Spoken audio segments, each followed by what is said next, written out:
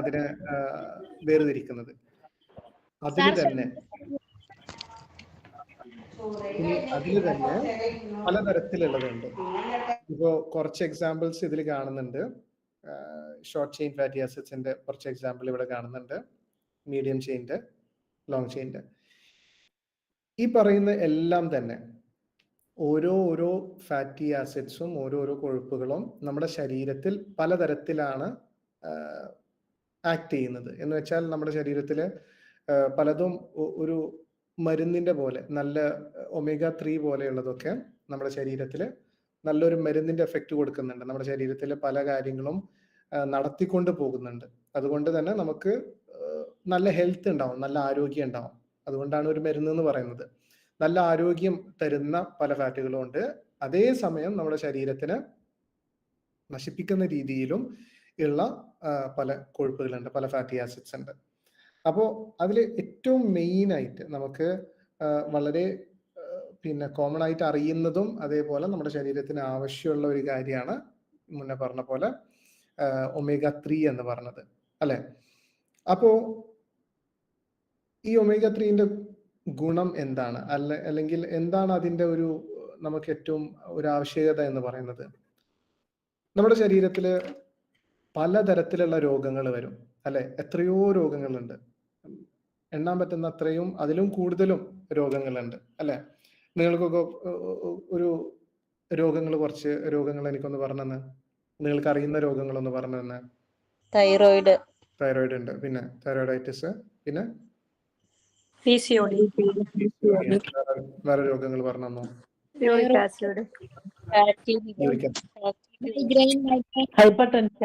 Hypertension, വേറെ migraine, super. വേറെ varicose vein. ഇങ്ങനെ ഏത് രോഗങ്ങൾ വേണമെങ്കിലും എടുത്തോ, നിങ്ങൾ ഏത് രോഗങ്ങൾ വേണമെങ്കിലും എടുത്തോ. ഈ എല്ലാ രോഗങ്ങൾക്കും ഉണ്ടാകുന്ന ഒരു കോമൺ ഫാക്ടർ ഉണ്ട്. അതിനെല്ലാത്തിനും ഉണ്ടാകുന്ന ഒരു കോമൺ ആയിട്ടുള്ള ഒരു ഫാക്ടർ ഉണ്ട്. അതെന്താണ്? അതെന്താണെന്ന് പറയാൻ പറ്റുമോ? ഇൻഫ്ലമേഷൻ. Correct, super, inflammation. അടിപൊളിയായിട്ട് പറഞ്ഞു. ഇൻഫ്ലമേഷൻ. ഈ ഇൻഫ്ലമേഷൻ അല്ലെങ്കിൽ നീർക്കെട്ട്, ഇപ്പൊ നമുക്കൊരു മുറിവ് വന്നാൽ പോലും ഇൻഫ്ലമേഷന് നമ്മൾ എങ്ങനെ മനസ്സിലാക്കാന്ന് ചോദിച്ചാല്, ഒന്നുകിൽ ഇവിടെ ഒന്ന് നീരുണ്ടാവും, അല്ലെങ്കിൽ ചെറിയൊരു ചൂടുണ്ടാവും, അല്ലെങ്കിൽ ഒരു ഇതിലുണ്ടാകുന്ന റെഡ്നെസ് അല്ലെങ്കിൽ കളർ കൂടുതലായിരിക്കും, അല്ലേ? നീർക്കെട്ട് എന്ന് പറയുന്നത് അതല്ലേ?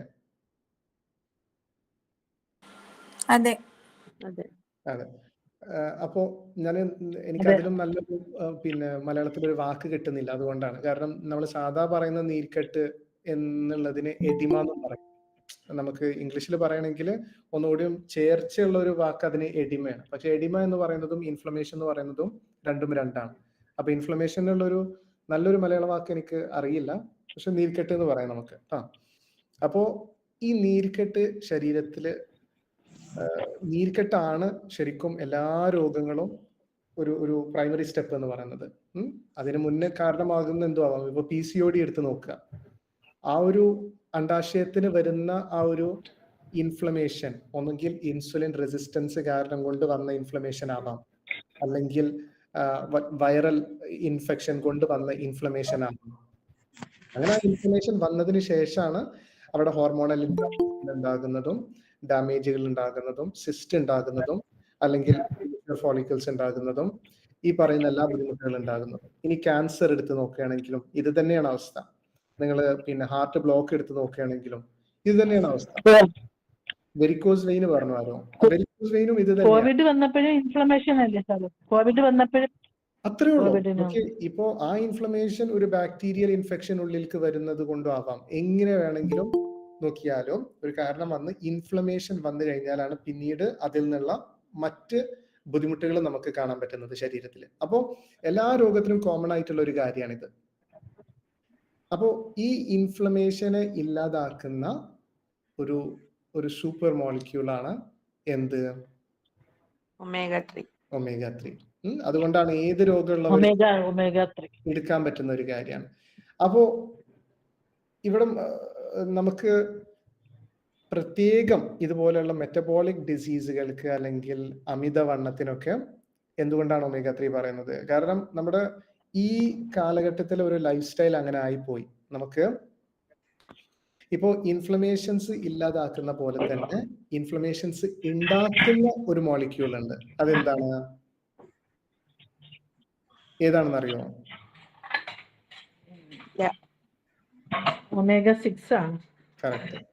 കറക്റ്റ് ഒമേഗ 6 ആണ്. അപ്പോ നമ്മുടെ ശരീരത്തിൽ ഇൻഫ്ലമേഷൻസ് ഉണ്ടാക്കുന്ന അല്ലെങ്കിൽ ട്രിഗർ ചെയ്യുന്ന പല കാര്യങ്ങളും ഉണ്ട്. പക്ഷെ ഈ ഒരു കാലഘട്ടത്തിൽ നമുക്ക് ഏറ്റവും കൂടുതൽ അതിന് കാരണമായി മാറുന്നത് ഈ ഒമേഗ 6 എന്ന് പറയുന്ന ഒരു കാര്യമാണ്. ഇതിന്റെ പ്രധാന കാരണം എന്ന് പറയുന്നത് നമ്മളുടെ ഇപ്പോഴുള്ള ഒരു ഫുഡ് ഹാബിറ്റ്സ് ആണ്. നമുക്ക് അറിഞ്ഞോ അറിയാതെയോ നമ്മൾ എല്ലാവരും സീഡ് ഓയിൽസ് ആണ് കൺസ്യൂം ചെയ്യുന്നത്.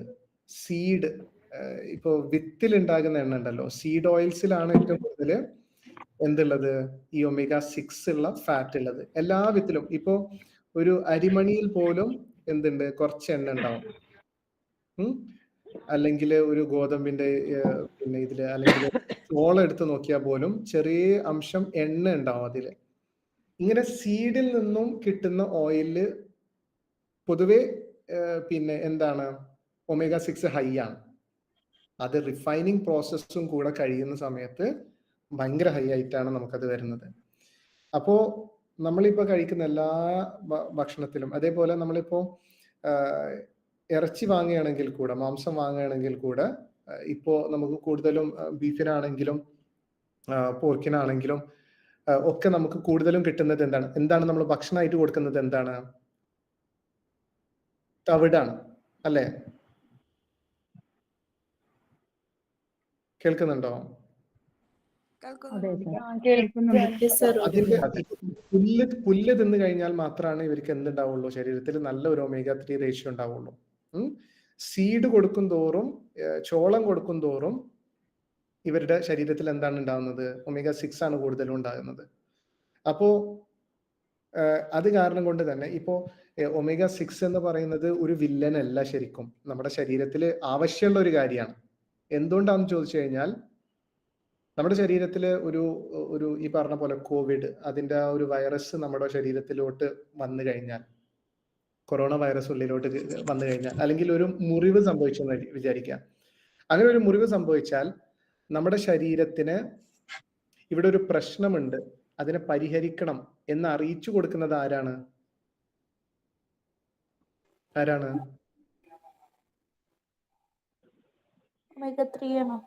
അല്ല, അതൊരു വില്ലനല്ല, അതൊരു നല്ല കാര്യമാണ്. കാരണം അവിടെ ഇൻഫ്ലമേഷൻ ട്രിഗർ ചെയ്യുന്നതും നമ്മുടെ ശരീരത്തിനോട് അവിടെ റിപ്പയർ ചെയ്യാൻ പറയുന്നതും, അല്ലെങ്കിൽ ഒരു പിന്നെ ബാക്ടീരിയ വന്നിട്ടുണ്ടെങ്കിൽ അതിനെ നശിപ്പിക്കാൻ പറഞ്ഞു കൊടുക്കുന്നതും ഒക്കെ ആരാണ്? ഒമേഗ 6 ആണ്. ഇതിലെ പ്രശ്നം എവിടെയാണ് വരുന്നതെന്ന് വെച്ചാല്, നമുക്ക് ഈ ഒരൊറ്റ ഒമേഗ 6 ഉണ്ടെങ്കിൽ അതിന് ഒരു ഒമേഗ 3 ഉണ്ടാവണം. എന്ന് വെച്ചാൽ പിന്നെ ഇൻഫ്ലമേഷൻ ട്രിഗർ ചെയ്യാൻ അതൊരു സ്വിച്ച് പോലെ ആലോചിക്കാം. അപ്പൊ ആ സ്വിച്ച്, ഇൻഫ്ലമേഷൻ എന്ന് പറയുന്ന സ്വിച്ചിനെ ഓൺ ചെയ്യാന് ഒരു ഒമേഗ 6 വേണം. അത് ഓഫ് ചെയ്യാന് ഒരു എന്ത് വേണം? ഒമേഗ 3 വേണം. 1:1 റേഷ്യോ ഉണ്ടാവാൻ പാടുള്ളൂ. ഇതിപ്പോ 5 പേര് സ്വിച്ച് ഇടാൻ നിൽക്കുകയാണ് എങ്കിൽ ഈ ഒരൊറ്റ ആൾക്ക് ഇവരെ വെല്ലാൻ പറ്റുമോ? ഇല്ല. പക്ഷെ ഇപ്പൊ നമ്മുടെ ശരീരത്തിൽ നടക്കുന്നത് 50:1 റേഷ്യോയിലേക്കാണ് പോയിക്കൊണ്ടിരിക്കുന്നത്. മനസ്സിലാവുന്നുണ്ടോ? അതുകൊണ്ട് വെറുതെ നമ്മുടെ ശരീരത്തിൽ എല്ലായിടത്തും എന്തുണ്ടായിക്കൊണ്ടിരിക്കുകയാണ്? ഇൻഫ്ലമേഷൻസ് ഉണ്ടായിക്കൊണ്ടിരിക്കുകയാണ്, വേറെ ഒരു കാരണവും ഇല്ലാതെ. എന്ന് വെച്ചാൽ മറ്റ് പിന്നെ മുറിവുകളോ അല്ലെങ്കിൽ പിന്നെ വൈറസുകളോ ഒന്നും നമ്മുടെ ശരീരത്തിൽ കയറാതെ തന്നെ എന്തുണ്ടായിക്കൊണ്ടിരിക്കുകയാണ്? ഇൻഫ്ലമേഷൻസ് ഉണ്ടായിക്കൊണ്ടിരിക്കുകയാണ്. അപ്പൊ അത് കാരണം കൊണ്ടാണ് നമുക്ക് ഈ ഒരു ഇൻസുലിൻ റെസിസ്റ്റൻസ് വരുന്നതും, പൊണ്ണത്തടി വരുന്നതും, പലതരത്തിലുള്ള ക്യാൻസറുകളൊക്കെ വരുന്നതും, അല്ലെ? അതാണ് അതിന്റെ ഒരു പ്രധാനപ്പെട്ട കാരണം. അപ്പൊ നമ്മളിവിടെ നോക്കുകയാണെങ്കിൽ ഇപ്പൊ സൺഫ്ലവർ ഓയിലിൽ എത്ര ഒമേഗ 6 ഉണ്ടെന്ന് കണ്ടോ? അതിന്റെ ഒരു പെർസെന്റേജ് കണ്ടോ? കാണുന്നുണ്ടോ എല്ലാവർക്കും? 70%. കാണും. അതേപോലെ തന്നെ corn oil, cotton seed oil, 70%. Almost എല്ലാ റൈസ് ബ്രാന്, ഓൾമോസ്റ്റ് എല്ലാ സീഡ്സും എടുത്ത് നോക്കിക്കഴിഞ്ഞാൽ ഇത് തന്നെയാണ്. പക്ഷെ നമുക്ക് കഴിക്കാൻ പറ്റുന്ന ഒരു നല്ല ഓയിൽ ഏതാണ്? Coconut butter. അതിൽ എത്ര ഉള്ളൂ? വെറും കോക്കനട്ട് ഓയിൽ. 2%. അപ്പൊ നമ്മൾ ആ ഒരു ബാലൻസിലായിരിക്കണം നമ്മുടെ ശരീരത്തിൽ ഉണ്ടാവേണ്ടത്. ഗീയും ബട്ടറും എങ്ങനെയാണ്? റെഡ് കളറിൽ കാണുന്ന ഗീ ആൻഡ് ബട്ടർ 3% റെഡ് കളറിൽ കാണിച്ചിരിക്കുന്നത് എന്താണ്? ഇല്ല, അത് വെറുതെ റെഡ് കളർ ഇട്ടുന്നുള്ളൂ. പക്ഷെ ഗീയും ബട്ടറും നല്ലതാണ്, വളരെ നല്ലതാണ് കേട്ടോ. പിന്നെ ഹെൽത്തി ആയിട്ടുള്ള ഒരു കാര്യം നമുക്കത് കഴിക്കാം. അപ്പോ ഇങ്ങനെയാണ് omega-6 omega-3ന്റെ റേഷ്യോ ഒക്കെ എടുക്കുന്നത്. പിന്നെ ഇനി കുക്ക് ചെയ്യാൻ, ഈ പാചകം ചെയ്യാൻ നമുക്ക് ഏറ്റവും നല്ല പിന്നെ ഓയിൽ ഏതാണെന്ന് ചോദിച്ചു കഴിഞ്ഞാൽ, നമ്മൾ അല്ലെങ്കിൽ കണ്ടു സൺഫ്ലവർ ഓയിലില് omega-6 ഹൈ ആണ്, അതുകൊണ്ടേ നമ്മൾ ഒഴിവാക്കണം. ഇനി നമ്മൾ ലാഭം നോക്കി അല്ലെങ്കിൽ കുക്ക് omega-6 മാത്രമല്ലാത്ത മറ്റൊരു കാര്യം അതിലുണ്ടാകുന്നുണ്ട്, ഈ ആൽഡിഹൈഡ് എന്ന് പറയുന്ന ഒരു കാര്യം. അപ്പോ ഇത് നിങ്ങൾക്ക് എല്ലാവർക്കും സെർച്ച് ചെയ്യാവുന്ന ഒരു കാര്യമാണ്. ആൽഡിഹൈഡ് ഉണ്ടെങ്കിൽ നമ്മുടെ ശരീരത്തിൽ ക്യാൻസർ ഉണ്ടാവാൻ മനസ്സിലാവുന്നുണ്ടോ? നമ്മൾ ഈ പറയുന്ന പോലെ നമ്മൾ ഫോൺ വിളിച്ചിട്ടുള്ള റേഡിയേഷനോ അല്ലെങ്കിൽ അവിടെ ഒരു ടവർ ഉണ്ട്, മൊബൈൽ ടവർ ഉണ്ട്, അതിൽ നിന്ന് വന്ന റേഡിയേഷനോ അല്ലെങ്കിൽ മൈക്രോവേവിൽ നിന്ന് വന്ന റേഡിയേഷനോ ഒന്നല്ല. മനസ്സിലാവുന്നുണ്ടോ? നമ്മൾ അറിയാതെ നമ്മള് നല്ലതാണെന്ന് വിചാരിച്ച്, കാരണം എല്ലാ പരസ്യങ്ങളിലും റിഫൈൻഡ് ഓയിലിന്റെ, സൺഫ്ലവർ സീഡ് ഓയിലിന്റെ എല്ലാ പരസ്യങ്ങളിലും ഒരു പേടിയും ഇല്ലാതെ എഴുതി വെക്കുന്ന ഒരു സാധനം, അത്രയും ധൈര്യത്തിൽ എഴുതി വെക്കുന്ന സാധനമാണ് കൊളസ്ട്രോൾ ഇല്ലാതാക്കും, പിന്നെ കൊളസ്ട്രോൾ ഉള്ളവർക്കും ഫാറ്റി ലിവർ ഉള്ളവർക്കും ഒക്കെ നല്ല എണ്ണയാണെന്ന്. ഇത് പച്ച നുണയാണ്. മനസ്സിലാവുന്നുണ്ടോ എല്ലാവർക്കും? യൂസ് ചെയ്യാൻ പറഞ്ഞിട്ടുള്ളൂ. എങ്ങനെയാണ്? നേരത്തെ ഈ പാം ഓയിലൊക്കെ അല്ലേ നേരത്തെ യൂസ് ചെയ്യാൻ പറഞ്ഞിട്ടുള്ളത്? കറക്റ്റ്. കോക്കനട്ട് ഓയിലിന് അഗൻസ്റ്റ് ആയിട്ട് ഒരു ക്യാമ്പയിൻ ഉണ്ട്. അന്ന് കോക്കനട്ട് ഓയിൽ യൂസ് ചെയ്തെന്നല്ലേ പറഞ്ഞിട്ടുള്ളത്? കോക്കനട്ട് ഓയിൽ യൂസ് ചെയ്യരുത്, പാം ഓയിൽ യൂസ് ചെയ്യണം എന്നൊക്കെ പറഞ്ഞാൽ. അയ്യോ കോക്കനട്ട് ഓയിൽ മാത്രം യൂസ് ചെയ്യാനാ പറഞ്ഞിരിക്കണേ, വേറെ ഒന്നും യൂസ് ചെയ്യരുത് എന്നാ പറഞ്ഞിരിക്കണേ. ശ്രദ്ധിക്കാത്തോണ്ടാവും. പണ്ടുള്ള ആൾക്കാർ പറഞ്ഞ കാര്യമാണ് പറഞ്ഞത്. ഇപ്പൊ ഡോക്ടർ പറഞ്ഞ കറക്റ്റ് ആണ് കോക്കനട്ട് ഓയിൽ, അതാണ് ഞാനും അക്സെപ്റ്റ് ചെയ്യുന്നത്, അത് തന്നെയാണ്. ഇതൊരു പിന്നെ ഇപ്പോ ഓൾമോസ്റ്റ് എല്ലാവർക്കും അറിയുന്ന ഒരു കഥയാണ് ഇത് എങ്ങനെയാണ് ഇത് അമേരിക്കൻ ഹാർട്ട് അസോസിയേഷൻ ഈ ഒരു പിന്നെ പ്രസ്താവന പുറപ്പെടുപ്പിച്ച് എന്നുള്ളത് ഓൾമോസ്റ്റ് എല്ലാവർക്കും അറിയുന്ന കഥയാണ്. നിങ്ങൾ ഒന്ന് ഇന്റർനെറ്റിൽ ഒന്ന് പ്രോക്ടർ ആൻഡ് ഗാംബിൾ എന്നുള്ളതൊന്ന് അടിച്ചു നോക്കിയാൽ മതി, അല്ലെങ്കിൽ ഞാനൊന്ന് ഇട്ട് തരാം. ഈ രണ്ടു പേരെ കാണുന്നുണ്ടോ? ഇവരാണ് ലോകത്തെ പറ്റിച്ച രണ്ട് ബിസിനസ്മാൻമാരാണ്. ഇവര് കാരണം കൊണ്ടാണ് ഈ ലോകത്തുള്ള എല്ലാവരും ഇത് കഴിച്ചതും ഇങ്ങനെ ഒരു പ്രശ്നം ഉണ്ടായതും. ഇവരെന്തുകൊണ്ടാന്ന് വെച്ചാല്, ഒരാള് പിന്നെ ഒരു വാക്സ് ഉണ്ടാക്കുന്ന, മെഴുകുതിരി ഉണ്ടാക്കുന്ന ഒരാളാണ്, ഒരാള് സോപ്പ് ഉണ്ടാക്കുന്ന ആളാണ്. അപ്പോ ഇത് രണ്ടും ഉണ്ടാക്കാൻ വേണ്ടിയിട്ട് ആ കാലത്ത് ഉപയോഗിച്ചിരുന്നത് പിന്നെ തിമിംഗലത്തിന്റെ കൊഴുപ്പാണ്. തിമിംഗലത്തിന്റെ കൊഴുപ്പും പിന്നെ പോർക്കിന്റെ കൊഴുപ്പും. അപ്പൊ ഇതിന് രണ്ടിനും കൂടെ വില കൂടാൻ തുടങ്ങിയപ്പോ ഇവരൊരു ചീപ്പായിട്ടുള്ള ഓൾട്ടർനേറ്റീവ് നോക്കാൻ തുടങ്ങി. കാരണം സോപ്പ് ഉണ്ടാക്കാനും മെഴുകുണ്ടാക്കാനും എന്ത് വേണം? കൊഴുപ്പ് വേണം. അപ്പൊ ഒരു ഓൾട്ടർനേറ്റീവ് നോക്കിയ സമയത്ത്, ആ സമയത്ത് അമേരിക്കയിലുള്ള വലിയ ഇൻഡസ്ട്രിയാണ് കോട്ടൺ ഇൻഡസ്ട്രി. കോട്ടൺ സീഡിന്റെ ഉള്ളിൽ നിന്ന് എന്ത് കിട്ടും? ഓയിൽ കിട്ടും. പക്ഷെ ആ ഓയില് എല്ലാവർക്കും അറിയുന്ന ഒരു സാധനമാണ്. ഇവര് ആ സമയത്തുള്ള സയന്റിസ്റ്റുമാരൊക്കെ അതിൽ നിന്ന് ഓയിൽ എക്സ്ട്രാക്ട് ചെയ്ത് നോക്കിയിട്ട്, പക്ഷെ അതെന്താണ്, ഉപയോഗിക്കാൻ പറ്റുന്ന ഒരു സാധനമല്ല. അതിന്റെ ടേസ്റ്റ് തന്നെ ഭയങ്കര കയ്പ്പ് ആയിരിക്കും. അതേപോലെ അതിനെ കാണാനും ഭയങ്കര ഒരു ബ്ലാക്കും റെഡിഷ് കളറൊക്കെ ആയിരിക്കും. ഇത് ഉപയോഗിക്കാൻ പറ്റില്ല. അതേപോലെ ഈ ഓയില് ഫസ്റ്റ് ഫാമേഴ്സ് എടുത്ത് പിന്നെ അവരുടെ പിന്നെ പോർക്കിനും അതേപോലെ പിന്നെ പശുക്കൾക്കൊക്കെ ഉപയോഗിച്ച് നോക്കുമ്പോൾ ഇവർ പെട്ടെന്ന് പൊണ്ണത്തടി വന്നിട്ട് നശിച്ചു പോവാണ്, മരിച്ചു പോവാണ്. അപ്പോ ഇവർ ഇത് എന്ത് ചെയ്യാൻ തുടങ്ങി? ഇത് വേസ്റ്റ് ആണെന്ന് പറഞ്ഞിട്ട് മിസിസിപ്പി നദിയിൽ ഇത് കളയാൻ തുടങ്ങി. എന്ത്? കോട്ടൺ ഇൻഡസ്ട്രി ഏറ്റവും വലിയ ഇൻഡസ്ട്രിയാണ് അവിടെ. അവിടുന്ന് കിട്ടുന്ന ഈ പിന്നെ കോട്ടൺ സീഡ്സ് ഒക്കെ തന്നെ ഒഴുക്കി കളയാൻ തുടങ്ങി. ഇത് കാരണം കൊണ്ട് വേറെ പ്രശ്നം ഉണ്ടായി. ഈ കോട്ടൺ സീഡ് ഒഴുകി എത്തുന്ന പ്രദേശങ്ങളിലൊക്കെ പിന്നെ വീട്ടിലുണ്ടാകുന്ന കിണറ്റിലൊക്കെ ഈ വെള്ളം പതുക്കനെ കയറാൻ തുടങ്ങുകയും എല്ലാവർക്കും ചൊറിയും ബുദ്ധിമുട്ടുകളൊക്കെ വരാൻ തുടങ്ങി. ഇത് എല്ലാവർക്കും മനസ്സിലാവുന്നുണ്ടോ? ഞാൻ സ്പീഡ് കൂടി പോകുന്നുണ്ടോ? മോശമായ ഒരു സാധനമാണ് ഈ കോട്ടൺ ഓയിൽ എന്ന് പറയുന്നത്. ഈ കോട്ടൺ സീഡ് ഓയിൽ എന്നിട്ട് ഇവരെന്ത് ചെയ്തു? ഈ രണ്ടുപേര് വന്നിട്ട് ഇതിനെ റിഫൈൻ ചെയ്തു. റിഫൈൻ ചെയ്തിട്ട് ഇത് ലൂബ്രിക്കന്റ് ആയിട്ട് ഉപയോഗിക്കാൻ തുടങ്ങി. എന്തിന്? മെഷീനുകൾ ഉണ്ടാവില്ലേ? അപ്പൊ മെഷീനുകൾ അതിനൊരു ലൂബ്രിക്കേഷൻ ഒക്കെ ആയിട്ട് ഉപയോഗിക്കാൻ തുടങ്ങി. അതേപോലെ പിന്നെ പെട്രോളിന് പകരമായിട്ട് ചില പിന്നെ മെക്കാനിസംസിലൊക്കെ ഉപയോഗിക്കാൻ തുടങ്ങി. എന്നിട്ടും വീണ്ടും വേറൊരു ആ കാലത്തുള്ള ഒരു സയന്റിസ്റ്റ്, ഞാൻ അവരുടെ പേര് ഞാൻ മറന്നുപോയി,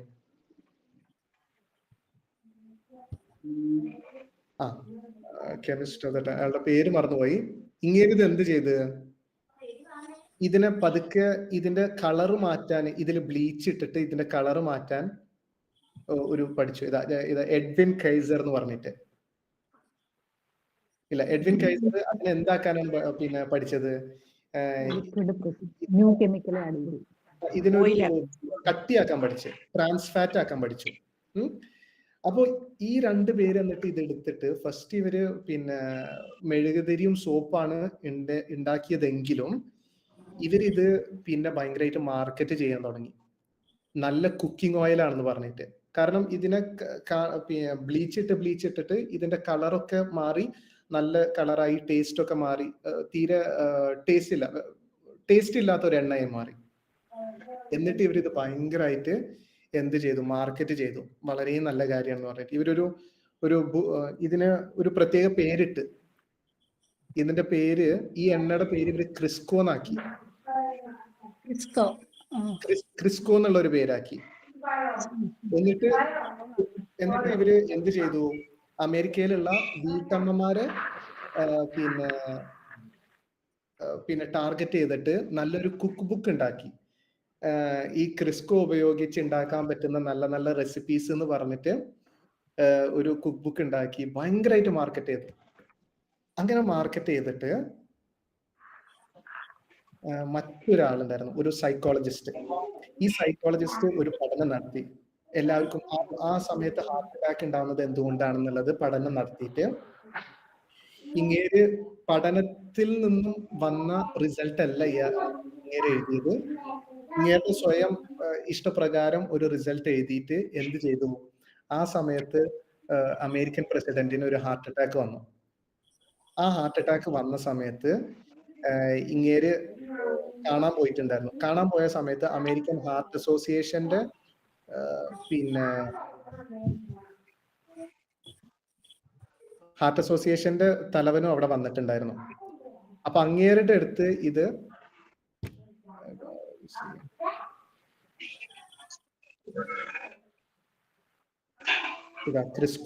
ക്രിസ്കോ ഉണ്ടാക്കിയിട്ട് റിപ്ലേസ് ബട്ടർ മാറ്റണം, ലാർഡ് മാറ്റണം എന്ന് പറഞ്ഞിട്ട് അവർ ചെയ്തു. എന്നിട്ട് ഇവരിത് 27 ലിറ്റേഴ്സ് ആണ് വിറ്റയച്ചത്. Scientific ഇതിലൊരാള് mute ആക്കില്ല. അവരുടെ വീട്ടിലുള്ള ശബ്ദങ്ങളൊക്കെ ക്ലിയർ ആവണില്ല. പിള്ളേരുടെ ശബ്ദങ്ങളൊക്കെ കേൾക്കാൻ.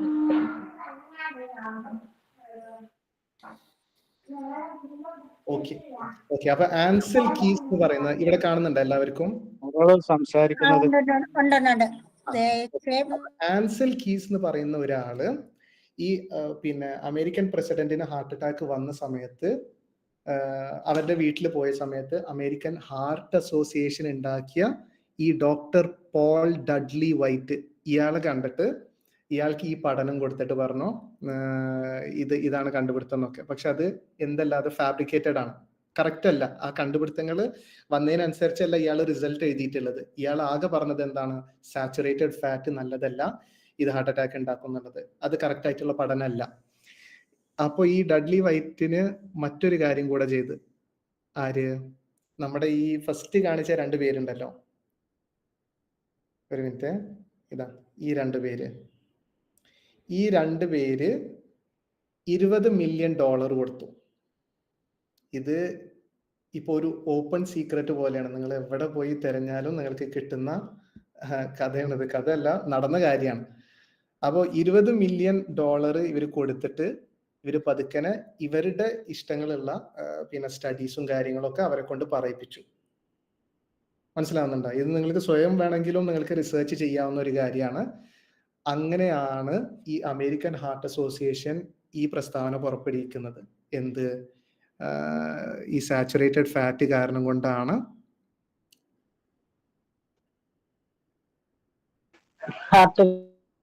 ഹാർട്ട് അറ്റാക്ക് വരുന്നത് എന്നുള്ളത്. എന്നിട്ട് അവരുടെ പ്രൊഫഷണൽ അഡ്വൈസ് ആയിരുന്നു മൊത്തത്തിൽ നമ്മൾ ഫാറ്റ് 30% താഴെയായിരിക്കണം, അതേപോലെ അതിൽ തന്നെ സാച്ചുറേറ്റഡ് ഫാറ്റ് ഇതിൽ താഴെയായിരിക്കണം. പക്ഷെ ഇതിന്റെ ഒരു രസം എന്ന് പറയുന്നത്, ഇതിന് ശേഷമാണ് ശരിക്കും അങ്ങനെ പിന്നെ ഡയറ്റിൽ മാറ്റങ്ങൾ വന്നതിന്. ഇതൊക്കെ നടക്കുന്നത് 1960കളിലാണ്.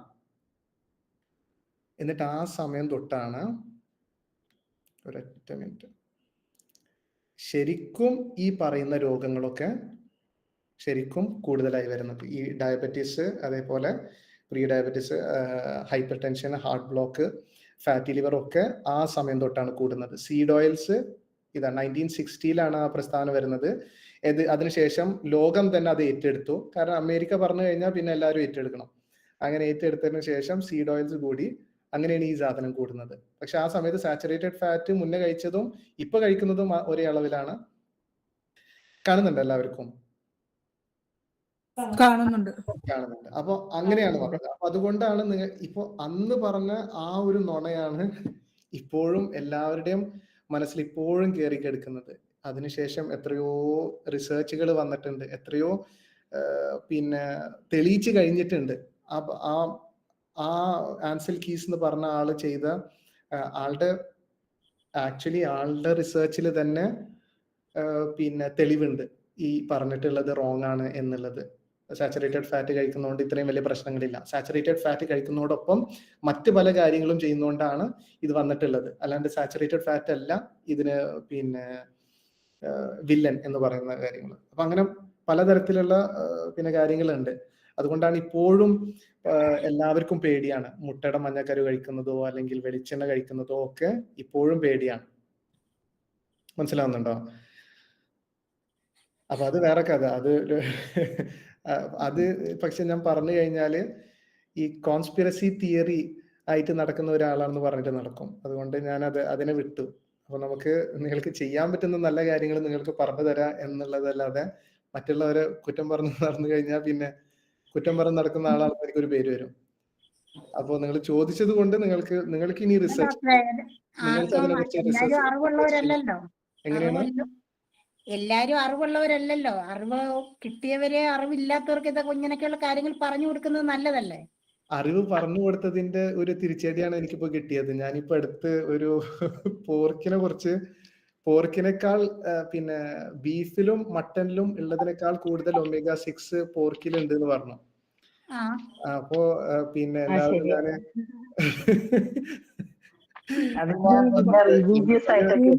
ഭയങ്കര രസമാണ്. പക്ഷെ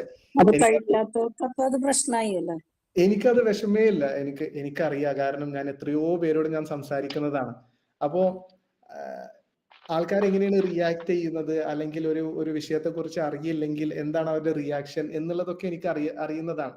അതുകൊണ്ട് വിമർശനങ്ങളെ ഞാൻ പേടിക്കുന്നുമില്ല. എനിക്കതൊരു പ്രശ്നവുമല്ല.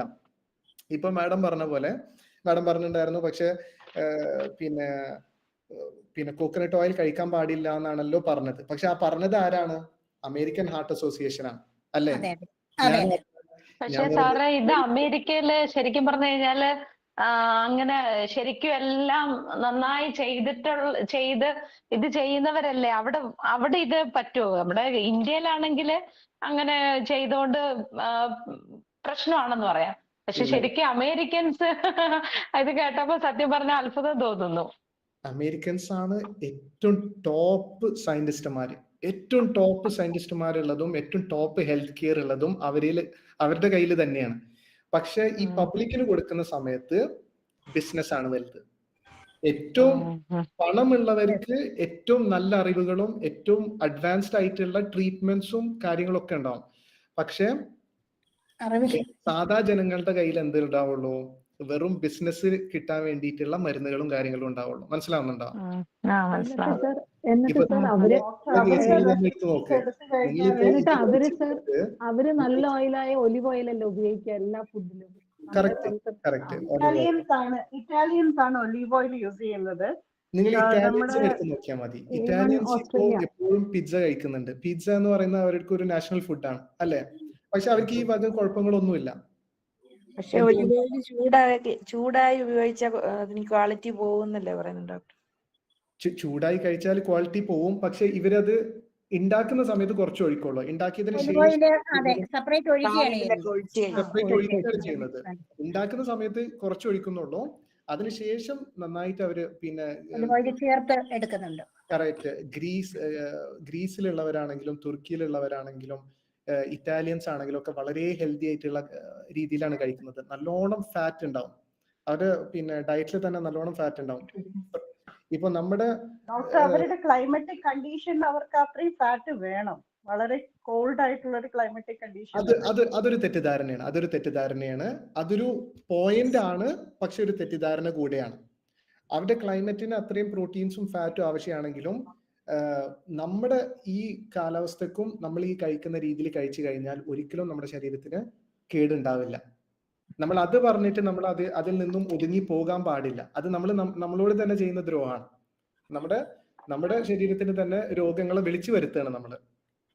അവര് പിന്നെ വെളുത്തിട്ടാണ്, അല്ലെങ്കിൽ അവരുടെ ഹൈറ്റ് കൂടുതലാണ്, അല്ലെങ്കിൽ അവരുടെ പിന്നെ കൊക്കേഷ്യൻ ജീൻസ് ആണ് എന്ന് പറഞ്ഞിട്ട്, അല്ലെങ്കിൽ ക്ലൈമറ്റ് അങ്ങനെയാണെന്ന് പറഞ്ഞിട്ട് നമ്മൾ അങ്ങനെ കഴിക്കാതിരിക്കാൻ പാടില്ല. നമുക്ക് ഇവിടെ കിട്ടുന്ന നമ്മളെ ഓയിൽ കഴിക്കണ്ടെന്നല്ല പറയുന്നത്. അവരുടെ റെസിപ്പീസിൽ അവർ യൂസ് ചെയ്യുന്ന ഓയിൽ അല്ലെങ്കിൽ അവരുടെ കൺസംഷൻ അവരുടെ ക്ലൈമാറ്റിക് കണ്ടീഷനെ ബേസ് ചെയ്തിട്ടായിരിക്കില്ലേ അവരുടെ റെസിപ്പി. അങ്ങനെയാണെങ്കിൽ നമ്മുടെ പൂർവികർ എങ്ങനെയാണ് കഴിച്ചിരുന്നത്? നമ്മുടെ പൂർവികർ നന്നായിട്ട് ഡെയറി പ്രൊഡക്ട്സ് കഴിച്ചായിരുന്നു. നന്നായിട്ട് ഡെയറി പ്രൊഡക്ട്സും കഴിച്ചായിരുന്നു. കോക്കനട്ട് ഓയിൽസും കോക്കനട്ടും നന്നായിട്ട് യൂസ് ചെയ്തായിരുന്നു. നമ്മൾ അതിലോട്ട് തിരിച്ചു മാറണം. അങ്ങനെയാണെങ്കിൽ നമ്മൾ ഈ സമയത്ത് നമ്മൾ എന്താണ്, നമുക്ക് ഭയങ്കര പേടിയാണ്. നമ്മൾക്ക് നെയ്യോ വെണ്ണയോ ഒക്കെ ഉപയോഗിക്കാൻ ഭയങ്കര പേടിയാണ്. തേങ്ങ ഉപയോഗിക്കാൻ പേടിയാണ് അല്ലേ? നമ്മൾ പകരം കഴിക്കുന്നത് ചോറാണ്. ഫാസ്റ്റ് ഫുഡിന്റെ കാലമല്ലേ? അതാണ്, ഫാസ്റ്റ് ഫുഡാണ്. ഇപ്പൊ നമ്മള് ഇതൊക്കെ പറയുന്നുണ്ടെങ്കിലും കോക്കനട്ട് ഓയിൽ ആണെങ്കിൽ കൂടെ റിഫൈൻഡ് ആയിട്ടുള്ള കോക്കനട്ട് ഓയിൽസ് ആണ് നമുക്ക് മാർക്കറ്റിൽ കിട്ടുന്നത്. മനസ്സിലാവുന്നുണ്ടോ? അപ്പൊ അതിൽ മാറ്റങ്ങൾ വരുത്തണം. നമ്മളിപ്പോ ഇനി പിന്നെ സൂപ്പർ മാർക്കറ്റിൽ പോവുകയാണെങ്കിൽ കൂടെ ആട്ടിയ വെളിച്ചെണ്ണയാണ് മേടിക്കേണ്ടത്. നമ്മൾ പ്രത്യേകം നോക്കണം. ഫോർ എക്സാമ്പിൾ, നാളികേരം കഴിക്കുന്ന സമയത്ത് ഫാറ്റ് ആണ്, അങ്ങനെയാണ് കൊളസ്ട്രോൾ വരും എന്നൊക്കെ പറഞ്ഞു. പക്ഷെ സാറിന്റെ ഈ ഡയറ്റ് കഴിക്കുന്ന സമയത്ത് കുറെ നാളികേരം, ഒരു വൺ നാളികേരത്തിന്റെ അടുത്ത് നമ്മൾ കഴിക്കുന്നുണ്ട്. അപ്പൊ യാതൊരു പ്രശ്നവും ഇല്ലല്ലോ, എല്ലാം കമ്മിയാവുകയും ചെയ്തു. അതാണ് നോക്കിയ ഫാറ്റി ലിവർ ഉള്ളവർക്ക് ഫാറ്റി ലിവർ മാറിപ്പോകും, ഡയബറ്റീസ് ഇല്ലാതായി പോകും. അപ്പോ നമ്മൾ വെറും പറയുന്നതല്ല, നമുക്കത് പ്രാക്ടിക്കലായിട്ട് അനുഭവമുള്ള കാര്യങ്ങളാണ്. ഇപ്പൊ നിങ്ങൾ ഉൾപ്പെടെ മോർ ദാൻ 70,000 പിന്നെ നമുക്ക് സക്സസ്ഫുൾ കേസസ് ഉണ്ട്. മനസ്സിലാവുന്നുണ്ടോ? അത് ഇപ്പോഴും ഇൻക്രീസ് ആയിക്കൊണ്ടിരിക്കുകയാണ്. അപ്പൊ നിങ്ങളൊക്കെ തെളിവുകളാണ്. നിങ്ങളുടെ തെളിവുകൾ വെച്ചാണ് എനിക്ക് ഇപ്പോഴും ധൈര്യം കൂടിക്കൊണ്ടിരിക്കുന്നത്. സാറേ ഒരു സെക്കൻഡ്, ഞാനൊരു വാതരോഗിയാണ്. എനിക്ക് ആർത്രൈറ്റിസ് ഉണ്ട്. AS ആണ്, ആംഗ്ലൈൻ സ്പോണ്ടിലോസിസ് എന്ന് പറഞ്ഞ വാദമാണ് എനിക്കുള്ളത്. അപ്പം ഞാന് സാറിന്റെ ഈ ഡയറ്റ് നേരത്തെ ചെയ്തിട്ടുണ്ടായിരുന്നു. പക്ഷെ പിന്നീട് എനിക്ക് ചില സാങ്കേതിക കാരണങ്ങളാൽ ഞാനത് മാറ്റിയായിരുന്നു. പക്ഷെ ഇപ്പം വീണ്ടും ഞാൻ ഒരു മാസമായി സാറിന്റെ ഡയറ്റിലേക്ക് ഞാൻ ഫോളോ ചെയ്യുന്നോണ്ടിരിക്കുകയാണ്. പക്ഷെ എനിക്ക് ഏറ്റവും സന്തോഷകരമായ ഒരു കാര്യം എന്ന് പറഞ്ഞു കഴിഞ്ഞാല്, ഞാന് മറ്റേ നോർമൽ ഫുഡ് കഴിച്ചപ്പോഴത്തേന് ശരിക്കും പറഞ്ഞാൽ ഭയങ്കര വേദന, അതായത് ഈ തണുപ്പ് അങ്ങോട്ട് കൂടുമ്പോഴത്തേന് ഭയങ്കരമായ വേദന ഉണ്ടാവും. എനിക്ക് എന്തെങ്കിലും ഒരു പെയിൻ കില്ലർ എടുക്കാതെ എനിക്ക് പറ്റത്തില്ലായിരുന്നു. കാരണം ബെഡിൽ നിന്ന് എഴുന്നേക്കാൻ പോലുമുള്ള ബുദ്ധിമുട്ടുള്ള ഒരു വ്യക്തിയായിരുന്നു ഞാൻ, നടുവേദന കാരണം. ഈ ഡയറ്റ് ഫോളോ ചെയ്തതിന് ശേഷം ശരിക്കും പറഞ്ഞു കഴിഞ്ഞാൽ എനിക്ക് വേദനകളാണ് ഏറ്റവും കൂടുതൽ കുറഞ്ഞു. വേദനകളില്ല ഇപ്പം. സത്യം പറഞ്ഞു കഴിഞ്ഞാൽ വേദനയില്ല.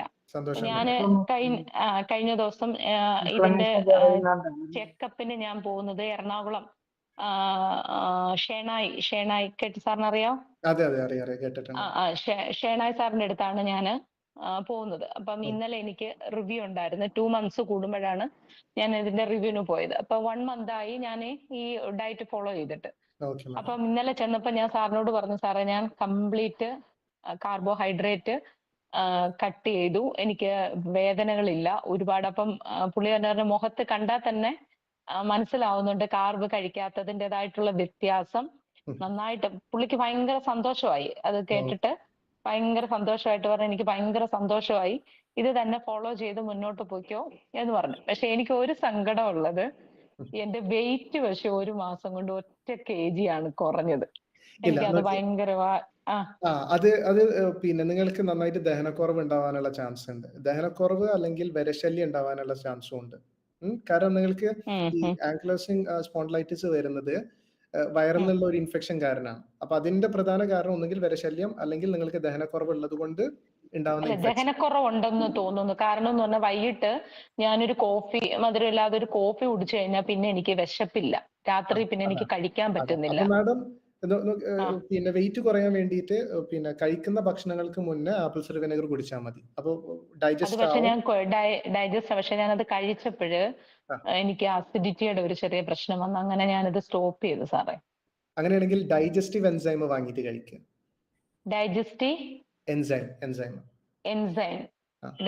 നമുക്ക് എങ്ങനെ എവിടുന്ന് അവൈലബിൾ ആവുന്നത്? ഓൾമോസ്റ്റ് എല്ലാ ഫാർമസികളിലും അവൈലബിൾ ആണ് ഡൈജസ്റ്റീവ് എൻസൈം. അതെ അത് അവരുടെ പിന്നെ ഡോസേജ് ചോദിച്ചിട്ട് ഓരോ ഭക്ഷണത്തിന് മുന്നേ അല്ലെങ്കിൽ ശേഷമായിട്ട് കഴിക്കുക. ടാബാണോ സാറേ? ടാബായിട്ടും കിട്ടും, പിന്നെ സിറപ്പായിട്ടും കിട്ടും. അപ്പൊ അങ്ങനെ ചെയ്ത് കഴിഞ്ഞാൽ മാറ്റങ്ങൾ. താങ്ക് യു സാറേ. എനിക്ക് ഒത്തിരി സന്തോഷമുണ്ട് സാറേ. കാരണം എനിക്ക് വേദന കുറഞ്ഞതാണ്. എനിക്ക് സാറിനെ നമ്മുടെ എന്താ എന്നെ ഇതിന്റെ അസിസ്റ്റന്റ് ആദ്യമേ നമ്മൾ ചെക്ക് ചെയ്തിട്ടേ സാറിന്റെ അടുത്തോട്ട് വിടത്തുള്ളൂ.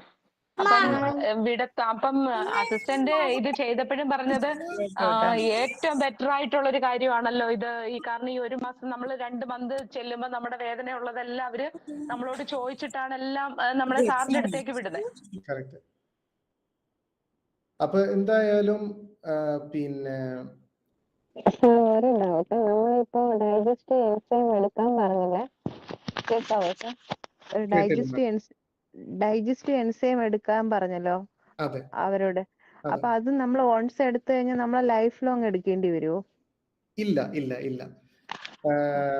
ലൈഫ് ലോങ് എടുക്കേണ്ട ആവശ്യം വരില്ല. പക്ഷെ അതേസമയം വിറ്റമിൻ ഡിയും എടുക്കണം. പിന്നെ വിറ്റമിൻ ഡി എടുക്കുക മെയിൻ ആയിട്ട് ഈ ഒരു വൈറ്റമിൻ ഡി സാറേ. വൈറ്റമിൻ ഡി ഞാൻ മന്ത്ലി 1 കഴിക്കുന്നുണ്ട്. എനിക്ക് അവിടുന്ന് തരുന്നുണ്ട്.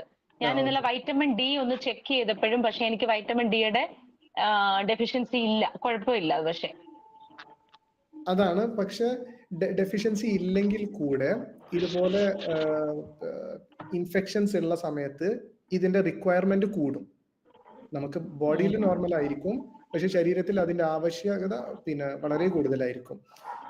മെയിനായിട്ട് ഈ ഒരു ദഹനക്കുറവ് വരുന്നതിന്റെ ഒരു മെയിൻ കാരണം ഇൻഫെക്ഷൻസ് തന്നെയാണ്. ഇൻഫെക്ഷൻസും അതേപോലെ ചില സമയത്ത് അവിടെ വെയ്ഗൽ നോവിൽ ഉണ്ടാകുന്ന ഡാമേജ്. അപ്പൊ വിറ്റമിൻ ബി കോംപ്ലക്സ് എടുക്കാൻ സമയത്ത് പിന്നെ ഈ പറഞ്ഞ പോലെ ഡയറ്റും കൃത്യമായിട്ട് കൊണ്ടുപോയാൽ ഒരു 3 മാസം 4 മാസം പിടിക്കുമ്പോഴേക്കും കുറച്ചൊരു ചേഞ്ചസ് എന്തായാലും ഉണ്ടായിട്ടുണ്ടാവും ശരീരത്തിൽ. അപ്പൊ പിന്നെ പതുക്കെ നോക്കിയിട്ട് ആവശ്യത്തിനനുസരിച്ച് എടുത്താൽ മതി. ഡൈജസ്റ്റീവ് എൻസൈം നമുക്ക് പതുക്കെ മാറ്റി എടുക്കാവുന്നതാണ്. ഹലോ ഡോക്ടർ,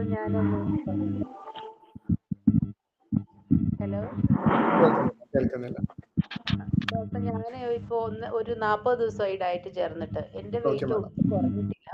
എന്നാൽ എനിക്ക് ഷുഗർ കൺട്രോളായി, ലിവർ ഫംഗ്ഷൻ ഒക്കെ നോർമലായി, കൊളസ്ട്രോൾ നോർമലായി. പക്ഷെ കുറയുന്നില്ല. അന്ന് എന്റെ ദേഹത്തൊക്കെ ഇങ്ങനെ പെട്ടെന്ന് നീര് വരുന്നുണ്ട്. ഇൻഫ്ലമേഷൻ വന്ന് കാലൊക്കെ നന്നായിട്ട് നീര് വെക്കുന്നു, വയറ്, കൈയൊക്കെ. അപ്പൊ മാഡം ഈ പറഞ്ഞ പോലെ വിറ്റമിൻ ഡി ഒന്ന് എടുക്കുക കേട്ടോ. വിറ്റമിൻ ഡി എടുക്കുക. ഒന്ന് എടുക്കുന്നുണ്ട്. അത് കണ്ടിന്യൂ ചെയ്യും. അതോടൊപ്പം പിന്നെ ആപ്പിൾ സിഡർ വിനെഗർ കുടിക്കുന്നുണ്ടോ? അതുണ്ട്. അതിപ്പോ 15 ദിവസം കഴിഞ്ഞ് നിർത്തണം എന്ന് പറഞ്ഞു. അത് സ്ഥിരം കഴിക്കണോ? സ്ഥിരം കഴിച്ചോ, കുഴപ്പമില്ല. ഒരു 2 മാസമെങ്കിലും കഴിച്ചോ. ഉവ്വ്. കേട്ടോ. ഉവ്വ് ഉവ്വ്. Okay madam. സാറേ ഞാൻ ഈ വൈറ്റമിൻ ഡി മന്ത്ലി 1 എടുക്കുന്നുണ്ട്. അപ്പൊ ഇനി അത് കൂട്ടേണ്ടി വരുമോ സാറേ അപ്പോഴേ? മന്ത്ലി 1 തന്നെ മതി. എത്രയാണ് മാഡമിന്റെ വിറ്റമിൻ ഡി എത്രയാണ്? വൈറ്റമിൻ ഡി എനിക്ക് 30. ഞാൻ സാറിന് അത് എന്റെ ഡയറ്റീഷ്യൻ സാറിന് രാവിലെ അത് ഇട്ട് തന്നായിരുന്നെന്ന് തോന്നുന്നു. നോക്കിയിട്ട് ചെക്ക് ചെയ്തിട്ട് പറഞ്ഞായിരുന്നു അത്. ചെക്ക് ചെയ്തിട്ട് അറിയിച്ചോ കേട്ടോ. Hello sir.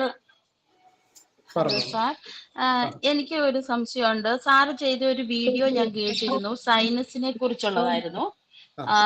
അത് ബ്രെഡ് ഉണ്ടാക്കുന്ന ഈസ്റ്റിൽ അടങ്ങിയ ബീറ്റ ഗ്ലൂക്കോൺ ആണ് അതിനെ റെസിസ്റ്റ് ചെയ്യാൻ സഹായിക്കും എന്നൊക്കെ പറഞ്ഞു. അപ്പൊ ഈ ബീറ്റ ഗ്ലൂക്കോൺ സപ്ലിമെന്റ് എടുത്തിട്ടുണ്ടെങ്കിൽ നമുക്ക് ഈ സൈനസിനെ കൺട്രോൾ ചെയ്യാൻ സാധിക്കുന്നതാണ്. അത് എനിക്ക് എന്റെ മോന് വേണ്ടിയിട്ടാണ്. അപ്പൊ ഞാൻ അതൊന്ന് സ്റ്റാർട്ട് ചെയ്ത അത് കാരണം വെച്ചാൽ അവൻ അതുകൊണ്ട് ഒരുപാട് ബുദ്ധിമുട്ട് അനുഭവിക്കുന്നു.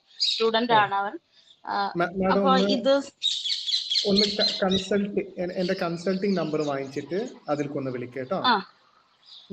ഡീറ്റെയിൽഡ് ആയിട്ട് ഓരോ കാര്യങ്ങൾ ചോദിക്കാനാണ്. ഞാനൊരു 70 days ആയി ഡയറ്റ് എടുത്തോണ്ടിരിക്കുന്നു. പക്ഷെ ഈ പറഞ്ഞ പോലെ എനിക്ക് തീരെ വെയിറ്റ് ലോസ് ഇല്ല. വൈറ്റമിൻ ഡി ടാബ്ലറ്റ് 50,000 IU എടുക്കുന്നുണ്ട് വീക്ക്ലി. ആപ്പിൾ സിഡർ വിനെഗർ എടുത്തിട്ടുണ്ടായിരുന്നു. പിന്നെ ബേക്കിംഗ് സോഡ ടെസ്റ്റ് ചെയ്തത് സ്റ്റോപ്പ് ചെയ്തതാ. ഡയബറ്റിക് ആയിരുന്നു, ഡയബറ്റിക് ഒക്കെ കുറഞ്ഞു. ഹെൽത്ത് ബെനിഫിറ്റ്സ് ഒത്തിരി ഉണ്ട്, പക്ഷെ വെയിറ്റ് ലോസ് ഇല്ല. പിന്നെ ആപ്പിൾ സിഡർ വിനെഗർ എത്രയാണ് കുടിച്ചിരുന്നത്? ഒരു കപ്പ്, ആ ബോട്ടിലിന്റെ കപ്പില് 150 1/4 ഗ്ലാസ് വെള്ളത്തില്. ഓക്കെ. അന്ന് അതൊന്ന് പിന്നെ കണ്ടിന്യൂ ചെയ്തോ. പിന്നെ ഡയബറ്റീസ് ഉണ്ടെങ്കിൽ ചിലവർക്ക് മാത്രം, വളരെ ചുരുക്കം പേർക്ക് മാത്രം കുറച്ച് ടൈം എടുക്കും. അത് പേടിക്കണ്ട കേട്ടോ. നിങ്ങൾ ഇതുപോലെ കണ്ടിന്യൂ ചെയ്യും. അറ്റ്ലീസ്റ്റ് ഒരു 3 മാസം അല്ലെങ്കിൽ 4 മാസം സ്ട്രിക്റ്റ് ആയിട്ട് കണ്ടിന്യൂ ചെയ്യും കേട്ടോ. ശരീരത്തിനൊരു ഇതുപോലെ രോഗങ്ങൾ ഉണ്ടെങ്കിൽ ചില സമയത്ത് പിന്നെ ശരീരം പെട്ടെന്ന് കുറയില്ല, റിപ്പയർ ആവാൻ കുറച്ച് ടൈം എടുക്കും. അപ്പോ അത് ഒരു 3 മാസം ആവറേജ് കേട്ടോ. വൈറ്റമിൻ ഡി 39 ആണ്. 39 വൈറ്റമിൻ ഡി 39. ഒരു 50 ഒരു 70 വരെയും എത്തുന്നതാണ് ഒന്നുകൂടെ നല്ലത് കേട്ടോ. ഓക്കെ. അപ്പം ഈ മന്ത്ലി എടുക്കുന്നത് അപ്പം ഒന്നുകൂടെ വീക്ക്ലി ആക്കണോ സാറേ വൈറ്റമിൻ ഡി ടാബ്ലറ്റ്? വീക്ക്ലി ആക്കണം. ഓക്കെ. ഹലോ സാർ, എനിക്കൊരു ഹലോ സാർ, ഞാനിപ്പോ ഡയറ്റ് എടുത്തിട്ട് ഒരാഴ്ച ആവുന്നുള്ളൂ. ഒരാഴ്ച ആവുന്നുണ്ടെങ്കിലും വെയിറ്റ് എനിക്ക് കുറവുണ്ട്. എനിക്ക് 62 കിലോയോളം ആയി. 68 കിലോ ഉണ്ടായിരുന്നു, എനിക്ക് 62 കിലോ ആയി. പക്ഷെ ഒരുപാട് വെയിറ്റ് പെട്ടെന്ന് കുറയുന്നുണ്ട്. പക്ഷെ എങ്കിലും ഉണ്ടല്ലോ ഭയങ്കര ക്ഷീണമാണ് എനിക്ക്. ക്ഷീണം എന്ന് പറഞ്ഞാൽ എന്താന്ന് വെച്ചാൽ എന്റെ പിത്താശയം റിമൂവ് ചെയ്ത ആളാണ് ഞാൻ. അപ്പൊ എനിക്കിങ്ങനെ ഈ അതായത് രാവിലെ ആ ഫുഡ് അതായത് നമ്മൾ സാധാരണ ഉപയോഗിക്കുന്ന ഫുഡിൽ നിന്നും വളരെ വ്യത്യാസം ഇങ്ങോട്ട് വന്നപ്പോഴത്തേക്കും ഇപ്പൊ എനിക്ക് അങ്ങോട്ട് ഫുഡ് കഴിക്കാനായിട്ടുള്ള ആ ഒരു ഇതങ്ങോട്ട് മാറിപ്പോയി. പക്ഷെ വൈകുന്നേരം ഒന്നും കഴിക്കാൻ തോന്നുന്നില്ല. അങ്ങനെ പക്ഷെ ഭയങ്കര ക്ഷീണം നമുക്ക് തോന്നും. ഞാനൊരു ടീച്ചറാണ്. അപ്പൊ ഞാൻ ഇങ്ങനെ ക്ലാസ്സിലൊക്കെ പോയിട്ട് ചിലപ്പോ 3-ാം നിലയിലൊക്കെ കയറേണ്ടിയൊക്കെ വരും. അപ്പൊ 3-ാം നില കയറി വരുമ്പോ ചിലപ്പോ എന്റെ അടുത്ത് പിള്ളേർ ചോദിക്കും, ടീച്ചറിന് വയ്യേന്നൊക്കെ ചോദിക്കുന്ന ആ ഒരു കഥപ്പൊക്കെ എനിക്കൊന്ന് മാറി കിട്ടിയിട്ടുണ്ട്. പക്ഷെ എങ്കിലും ഭയങ്കര ക്ഷീണം തോന്നും. ഈ വൈകുന്നേരം ആകുമ്പോഴത്തേക്കും എവിടെയെങ്കിലും ഒന്ന് കിടന്നാൽ മതി എന്നുള്ളൊരു തോന്നൽ. ഒന്നാമത് വിറ്റമിൻ ഡി എടുക്കുക. രണ്ടാമത് പിന്നെ നിങ്ങൾ വയറ് നിറച്ച് കഴിക്കരുത് കേട്ടോ. വയറ് ഫില്ലാകുന്ന അത്ര കഴിക്കണ്ട. മാത്രല്ല സ്ഥിരമായിട്ട് ആപ്പിൾ സിഡർ വിനെഗറും കഴിക്കണം കേട്ടോ. സാറേ വൈറ്റമിൻ ഡി എല്ലാവർക്കും എടുക്കാൻ പറ്റുമോ? എല്ലാവർക്കും എടുക്കുന്നതാണ് നല്ലത്. കാരണം ഇതൊരു ക്രോണിക് പ്രശ്നമായിട്ടാണ് നമ്മൾ കാണുന്നത്. ഓൾമോസ്റ്റ് ഒരു ഞാൻ ഡയറ്റീഷ്യന്റെ അടുത്ത് പറഞ്ഞിട്ടുണ്ടായിരുന്നു. കാരണം ഓൾമോസ്റ്റ് എല്ലാ നല്ല മുടി കൊഴിച്ചിൽ, മുടി പറഞ്ഞു പോരാ പറഞ്ഞു. കറക്റ്റ്. മുന്നേ ഉണ്ടായിരുന്നവരെ പോലെ നമ്മൾ വെയിൽ കൊള്ളുന്നില്ല. വെയിൽ കൊണ്ടു കഴിഞ്ഞാൽ സ്കിൻ റാഷസ് വരികയാണ്, ടാൻ ആവാണെന്ന് പറഞ്ഞിട്ട് ഉള്ളിലിരിക്കും. ഉള്ളിലിരുന്ന് കഴിഞ്ഞാലുള്ള പ്രശ്നമാണിത്.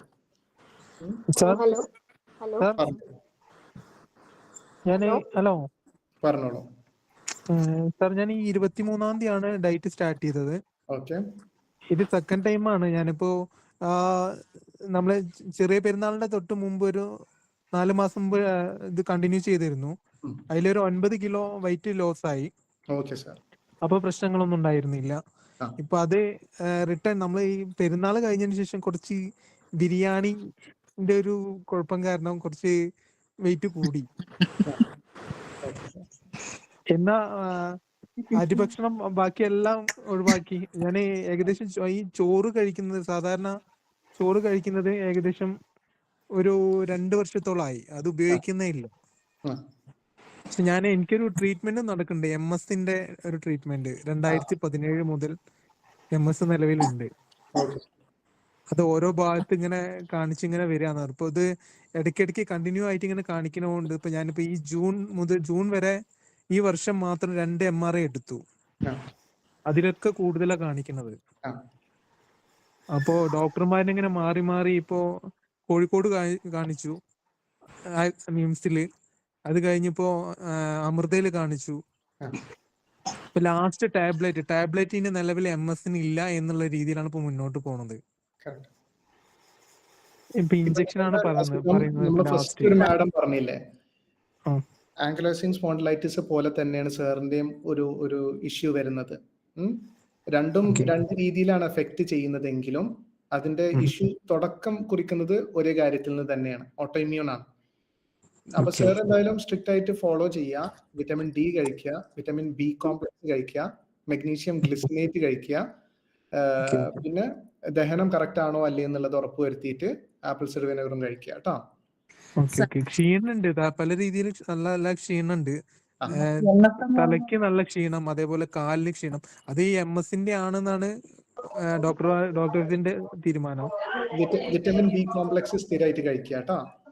ഈ ഡയറ്റ് എടുക്കുന്നതുകൊണ്ട് കുഴപ്പമൊന്നുമില്ലല്ലോ? ഒരിക്കലും. ഡയറ്റ് എടുക്കുന്നത് കൊണ്ട് ഒന്നും കൂടില്ല, കുറയുക എന്നല്ലാതെ, അല്ലെങ്കിൽ ചിലപ്പോൾ എഫക്ട് എടുക്കാൻ സമയമെടുക്കും എന്നല്ലാതെ ദോഷങ്ങളുണ്ടാകും. എക്സസൈസ് എടുക്കലും കുറച്ച് ഇടങ്ങറാണ്. കാരണം ശരീരം ക്ഷീണിച്ചു കഴിഞ്ഞാല് പറ്റുന്നില്ല. വേദന ഉണ്ടെങ്കിൽ എക്സസൈസ് എടുക്കണം എന്ന് ഒരു നിർബന്ധമില്ല, ഡയറ്റ് മാത്രം ചെയ്താൽ മതി. ഞാൻ മെയിൻ ഡോക്ടർമാരുടെ അടുത്ത് അഭിപ്രായം ചോദിച്ചിട്ടുമില്ല. ചോദിച്ചു കഴിഞ്ഞാൽ അവർക്ക് ചീത്ത കേൾക്കോ എന്നൊരു പേടി കാരണം ഞാൻ ചോദിച്ചിട്ടില്ല. കുഴപ്പമില്ലല്ലോ ഡോക്ടർ? വിറ്റാമിൻ ഡിയുടെ ഡോസേജ് എങ്ങനെയാണ് സർ? Hello sir. വളരെ കുറവാണെങ്കിൽ, ഒരു 20-ന് താഴെ ആണെങ്കിൽ ആദ്യത്തെ 10 ദിവസം തുടർച്ചയായി 60,000 യൂണിറ്റ് കഴിക്കുക. ദിവസം 1. ആദ്യത്തെ 10 ദിവസം. ആ 10 ദിവസം കഴിഞ്ഞിട്ട് പിന്നെ ആഴ്ചയിൽ 1, 2 മാസം കഴിക്കുക. വൈറ്റമിൻ ഡി എങ്ങനെ ചെക്ക് ചെയ്യാ? പിന്നെ ലാബിൽ പോയി കഴിഞ്ഞാൽ ചെക്ക് ചെയ്യാവുന്നതുള്ളൂ, ബ്ലഡ് ടെസ്റ്റ് വെച്ച്. അതേപോലെ തന്നെ ഒമേഗ 3 സപ്ലിമെന്റ്സ് എടുക്കുമ്പോ അതെങ്ങനെയാണ് സർ നമ്മള് അതിന്റെ ഡോസേജ്? ഒരു ദിവസം 1000 mg വരെ കഴിക്കാം. സാധാരണ നമുക്ക് കിട്ടുന്ന ഈ 7 C's എന്തോ ഇതിന്റെ ഒരു പേര് എനിക്കറിയില്ല, ആ ഒരു പിന്നെ ഒമേഗ 3 ആണെങ്കിൽ 300 mg ആണ് സാധാരണ ഉണ്ടാവുക. നിങ്ങൾക്ക് അത് ദിവസം 1, 2 അല്ലെങ്കിൽ 3 കഴിക്കാവുന്നതാണ്.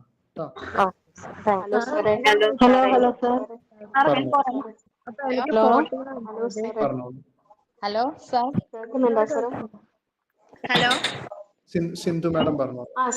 ഞാനിപ്പോ പുതിയതായിട്ട് ജോയിൻ ചെയ്തത് സാർ, 3-4 ദിവസമായി.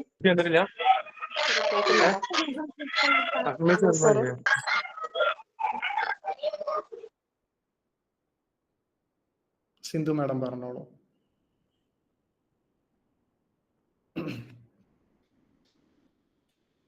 കേൾക്കുന്നുണ്ടോ? ഹലോ സാർ, ഞാൻ ബിജിയാണ്.